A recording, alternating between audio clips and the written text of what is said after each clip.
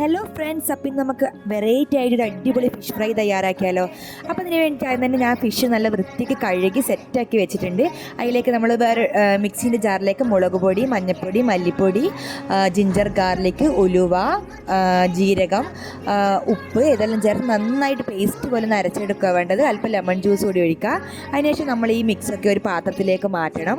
എന്നിട്ട് അല്പം കളർ കുറവാ തോന്നിയതുകൊണ്ട് ഞാൻ കുറച്ച് കാശ്മീരി ചില്ലി കൂടി ചേർക്കുന്നുണ്ട്. എന്നിട്ട് അതിലേക്ക് ഒരു കോഴിമുട്ട പൊട്ടിച്ച് വെച്ച് ആവശ്യത്തിന് കോൺഫ്ലോറും കൂടി ചേർത്തിട്ട് ഈ മിക്സ് നന്നായിട്ടൊന്ന് മിക്സ് ചെയ്തെടുക്കുക. ഇതിലേക്ക് നമ്മൾ ഓരോരോ മീനായിട്ട് ഇട്ടിട്ട് നന്നായിട്ട് ഈ മസാലയൊക്കെ മീനിലേക്ക് തേച്ച് പിടിപ്പിക്കണം. ഞാനിപ്പം ഡീപ്പ് ഫ്രൈ ചെയ്തിട്ടാണ് എടുക്കുന്നത്, തവ ഫ്രൈ അല്ല. അപ്പോൾ അതിന് വേണ്ടി പാത്രം അടുപ്പത്ത് വെച്ച് എണ്ണ നന്നായി ചൂടായതിന് ശേഷം ഓരോ മീനായിട്ടിട്ട് നന്നായിട്ട് വറുത്തെടുക്കുകയാണ് ചെയ്യുന്നത്. നല്ല ക്രിസ്പി ആയിട്ട് കിട്ടണം. അപ്പം അടിപൊളി ടേസ്റ്റാണ്. അപ്പോൾ എല്ലാവരും ഒന്ന് ട്രൈ ചെയ്ത് നോക്കുക.